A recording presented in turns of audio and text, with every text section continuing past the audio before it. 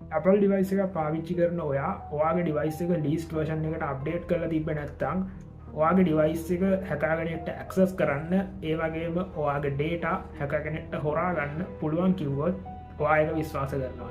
මෙන්න මේ ප්‍රශ්නේ Apple ඩිවයිස් වලට ඇවිල්ලා තියෙන්නේ Apple ඩිවයිස් වල තිබ්බ 0 day vulnerability එකක් හින්දා. මොකක්ද මේ 0 day vulnerability එකක් කියන්නේ? 0 day vulnerability එකක් කියන්නේ යම්කිසි software එකක තියෙන දුර්වලතාවයක් ඒ software එක හදපු manufacturers ලා identify කරගන්නත් කලින් hackers ලා ඒ දේ හඳුනගෙන ඒ දේ හරහා ඒ software එක hack කරන එකට තමයි 0 day vulnerability එකක් කියන්නේ. මෙතනදී මේකට 0 day vulnerability එකක් කියන්නේ අදාළ manufacturers ලට මේක අය recover කරගන්න වෙලාවක් ඉතුරු වෙන්නේ නැති හින්දා. ඉතින් මෙතනදී මේ ප්‍රශ්නෙන් බේරෙන්න ඔයාට කරන්න තියෙන්නේ මොකක්ද?